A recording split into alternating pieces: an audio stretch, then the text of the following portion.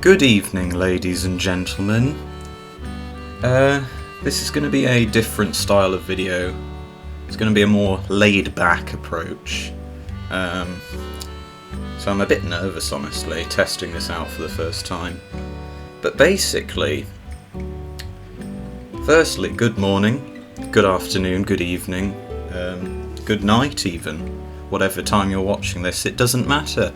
This is going to be more of a rambling of thoughts and opinions and feelings about, you know, the Dragon Quest XII reveals, specifically 12. I have my own thoughts about the other announcements, but this is the big one. To be brief about those other games, 3 looks beautiful. I'm so happy. You can probably hear in my voice, it's like over a month and a half since the announcement, but 3 with Octopath's style, I think, is the dream come true for me. If they did that for 9 as well in like the 40th anniversary, I would be ecstatic. And so that's incredible, and I look forward to that.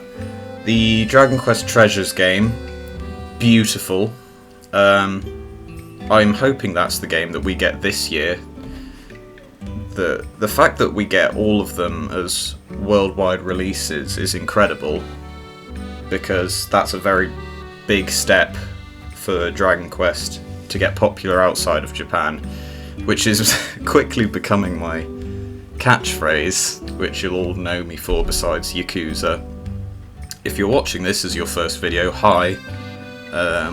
This is essentially going to be an analysis of the Dragon Quest XII trailer, and you're probably wondering, RPG lover, why are you doing this near the end of July when the trailer came out at the end of May? And that's a very good question. My answer to you is I've needed a lot of time to think this over, and I've been busy with other projects, as you've seen in the past month or so, and this is more just, you know, an unscripted video about what's just been announced, because I have a lot that I have to say, I'm going to be honest. So it's going to be more of a listen to me ramble as I watch the trailer. So, bit of context about Dragon Quest, right? It's always been the rival to Final Fantasy. We know this. It's the less popular brother or sister, who knows. But one of the things that I've always loved about the series is its staying with tradition. Like, it's always some kind of medieval village that you start in. It's always turn-based combat. It's always Akira Toriyama's art style. You've got the same tropes in each game. Now, with Final Fantasy, every game is a gamble. Like, you've got 1 to 6, which are similar to Dragon Quest, right? They're turn-based with parties, but 7 and onwards, every new game is a new style, really. It's a different adaptation of a role-playing game. You've got 7 with the semi-time-based one. You've got 15 that went fully action-based. You've got 14 and 11, which turned into online multiplayer games. So the important thing about Dragon Quest is, for those people that want to play a modern version of an old Final Fantasy, they had Dragon Quest XI, they had Dragon Quest 10 and 9, well, not 10, 10 was a multiplayer game that never released outside Japan. But they had 11, they had 9, they had 8, they had 7, 6, 5, 4, 3, 2, 1. But 12 is different. 12, I mean, I'm just looking at the logo now on my laptop, and it's interesting. I want to preface this with, I am extremely excited for this whenever it releases, because it's the first, well, I don't want to say first, because some of the previous stories have been quite serious, especially 11. If you haven't finished 11, finish it. It gets quite serious and dark at times. But 12, you can tell by the logo alone, the cracked text, the flames, this whole idea of aggression and burnt up, and it reminds me of some kind of really serious game. And that's just really interesting, because Dragon Quest has never really gone fully serious, like never quite as dark as, say, Persona 5. But that's what I like about it, like it's a sort of an escape for me. Like if I'm having a hard day, I will just play Dragon Quest XI, where I can slaughter some slimes and cruel cumbers and have a grand old time. But to go for a serious approach, that is a risk. I'm just going to be honest. That's a risk, because they've never done this before in any game, ever. So it could be... My one worry is it's going to be like Final Fantasy 15 and 16, but slightly worse because it's their first attempt at a proper serious game, as you can tell from the logo. It's going to break tradition in a whole new sense of the word. Like, the logo alone tells you that. It's a blue logo with red in the background. And that, to me, makes me think, okay, blue is the main colour. So it might be quite a calm and wise game, you might learn a lot. But then red as this, like, well, orange, if you want to battle about colours and colour choice. But having the number in red, specifically the number, to me marks a change in the series. Because red symbolises aggression, passion, death, lust, all of these things, and turning that into a fire of destruction. There's gonna be some dark stuff, there's gonna be some death in this game, I'm gonna be honest. There might even be blood, who knows? I doubt it with Akira Toriyama's art style. That's one thing we can almost guarantee. But it's going to change. And this is the interesting part. I've got an article up about the CEO and president of Square Enix, Yosuke Matsuda, sorry if I mispronounced your name, has mentioned how it could potentially pave the way for the series' direction over the next 10 to 20 years, so potentially 2 decades of games like this. Then Dragon Quest XV could be fully action-based, because this is what he said. He said, and I quote, "Dragon Quest XII is being developed taking into account the next 10 to 20 years of the Dragon Quest series. There are parts that remain consistent with the traditional image of Dragon Quest, but new elements are also necessary. After all, as a brand, we always need to innovate." Now, note the new elements and innovation. Yes, the logo's new and it innovates on the tradition, but they've also discussed how they're going to be changing up the command system, which is the turn-based combat, for those uninformed, for Dragon Quest XII.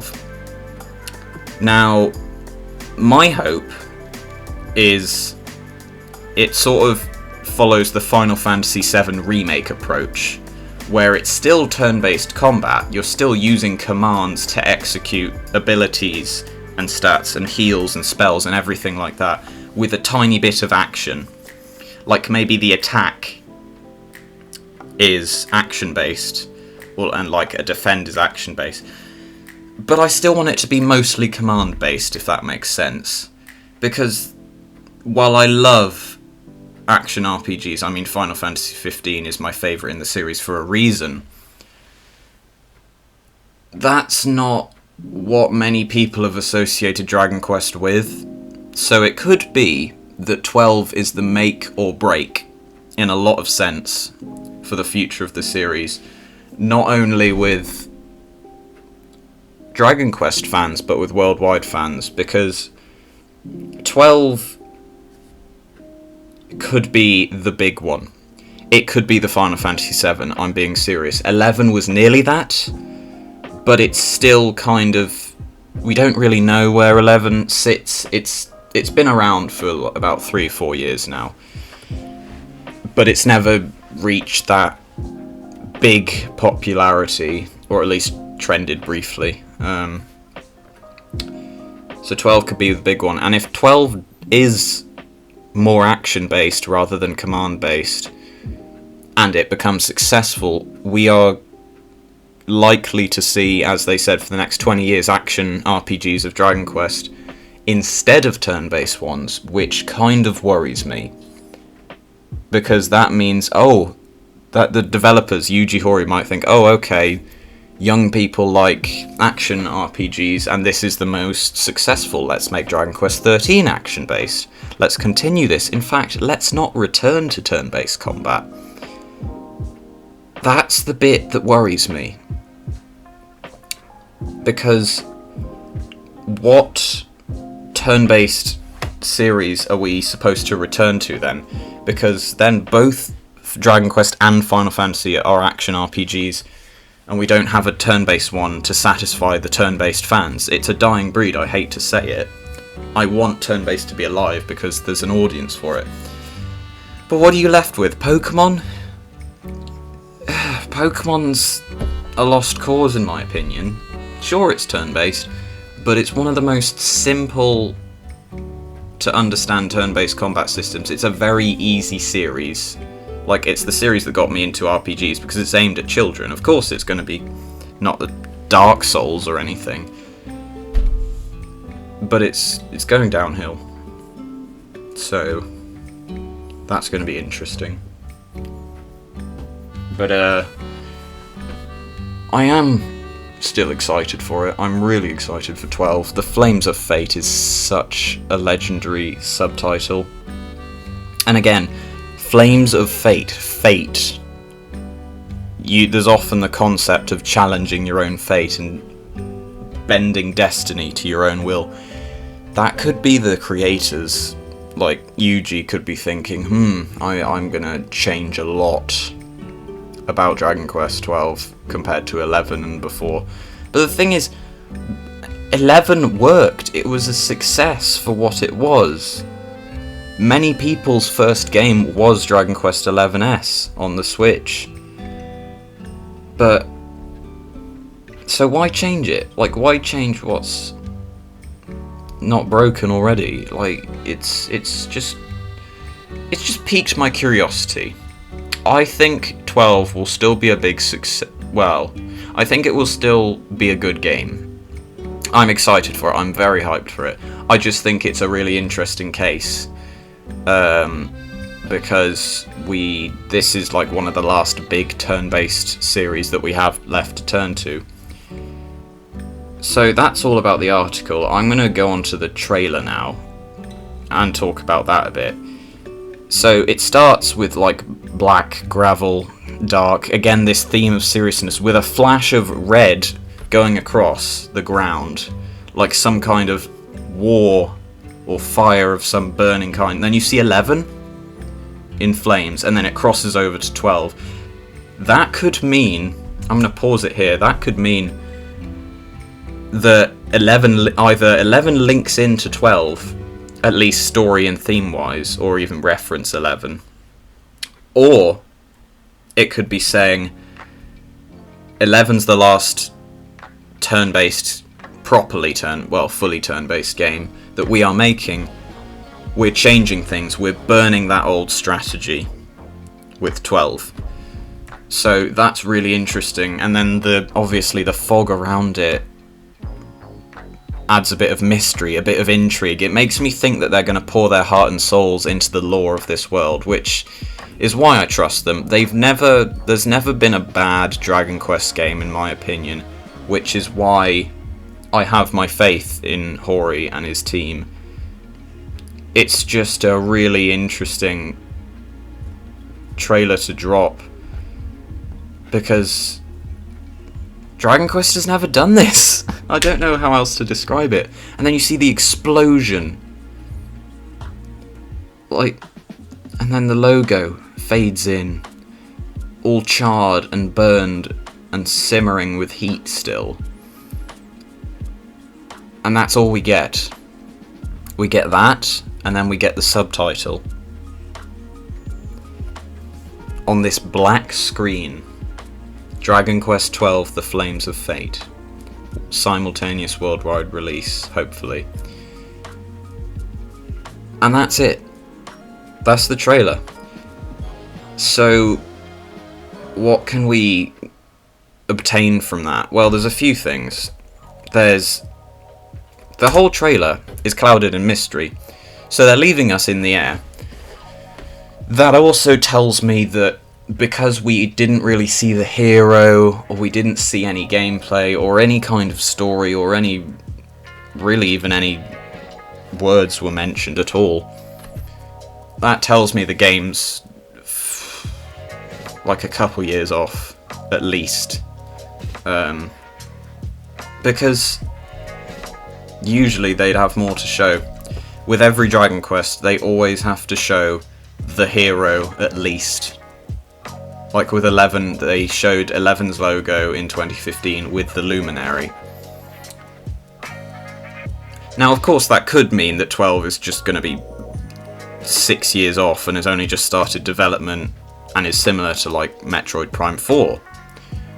Or, and I have a mini theory about this, they chose deliberately to not give us much information and are withholding it from us because of how radically different the game's going to be. It's hard to imagine a more realistic and serious Dragon Quest with Akira Toriyama's art style, because it's an anime art style, or an anime-inspired art style.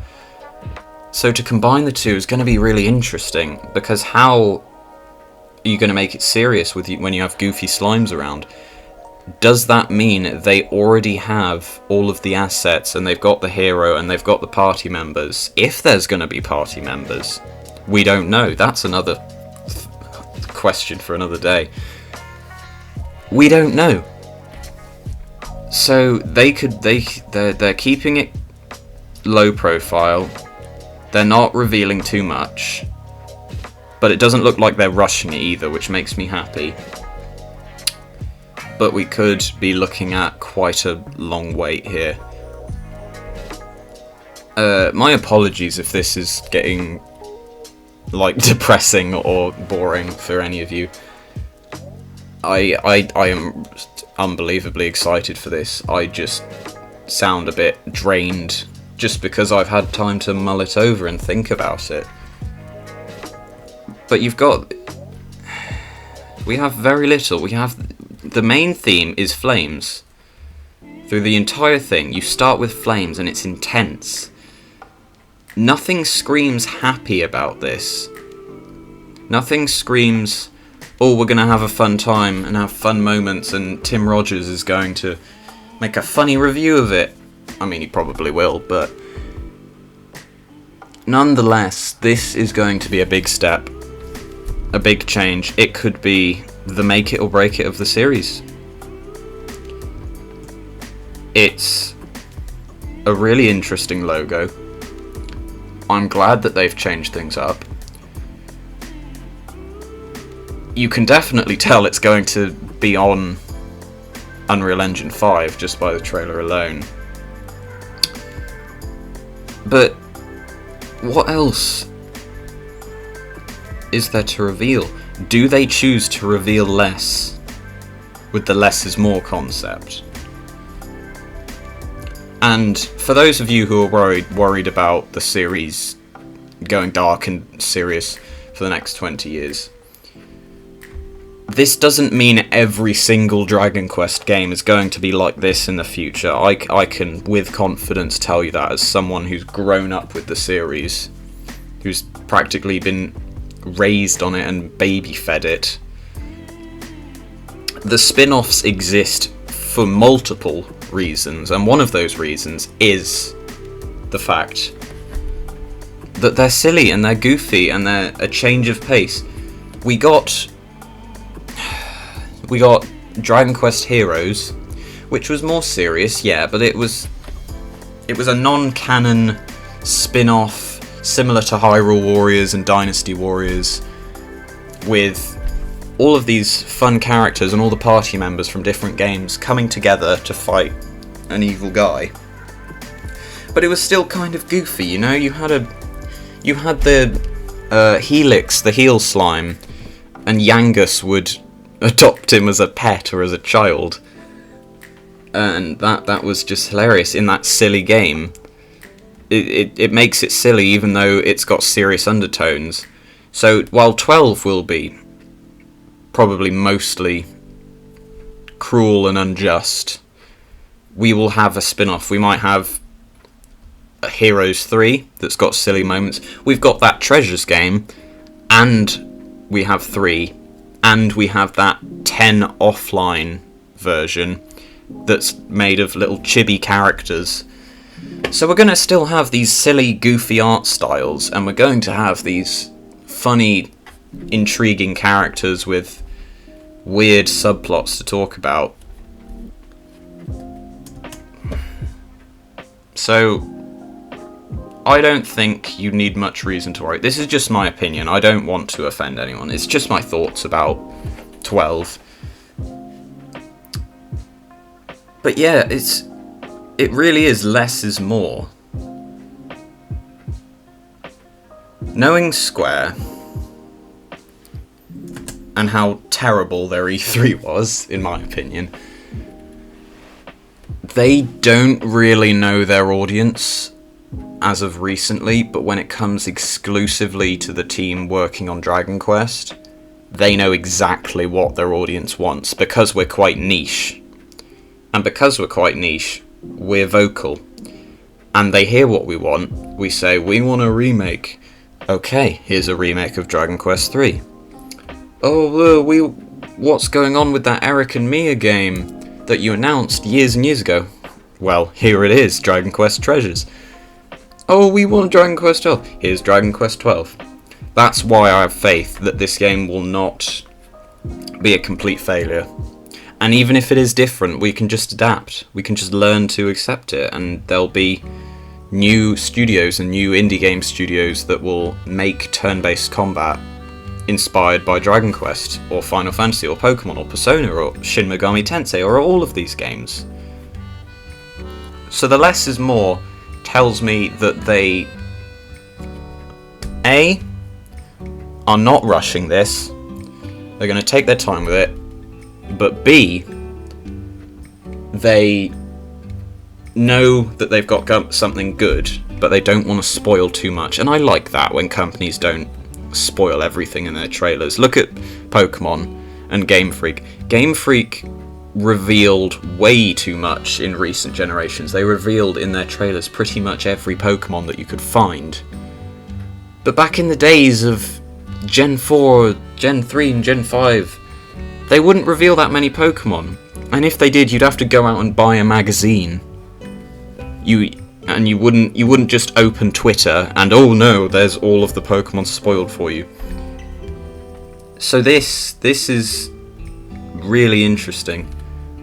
I'm probably going to stop recording now, just because this video's past 20 minutes, and I don't think you want to hear me ramble for much longer. But let me know what you think about this style of video, because I'm willing to do more. I'm willing to do more relaxed, unscripted analysis videos on topics and stuff that I may be interested in. Obviously, it's not just going to be my raw voice. I'm going to put something in that will make some of you at least be curious about watching it. But genuinely, let me know. I want to be able to improve my content and make it better. What do you want to see from me? Are there any role-playing games I should try? What kind of content do you want? Do you want more of the serious stuff? I know I've been leaning towards more of the comedy and the sketches recently. Do you want some more of the mature and essay-style videos? What do you want? Let me know. I'll be honest, sometimes I might just want to do the content that I want to do. But that's just how my YouTube channel works. It's a mixture of what works and what I like, and what you guys want. So again, thanks for watching. Subscribe for more stuff. I can't guarantee there will be more stuff like this, depending on how this goes. If there is a big reveal that I care about, I will definitely, well, probably make an analysis video. Probably longer, if the trailer's longer and more important. Because this trailer was quite short, and somehow I managed to make a 25-minute video out of this, coming up on 26, even though it was like a 1-minute trailer that barely showed anything. That shows you how much I can talk and ramble. I do want to cover a lot more Dragon Quest stuff, FYI, for those of you curious. It's just getting the right equipment. But yeah, Dragon Quest XII, The Flames of Fate, worldwide release. It looks amazing, it looks beautiful, I love the mystery, I love the change, it's something new, it's something we can adapt to. I love the logo, the logo, it's sexy, beautiful, the strokes of the flames, and crossing from 11 to 12. Anyways, I'm going to stop it right here. I will see you all later. Have a good one, ladies and gentlemen.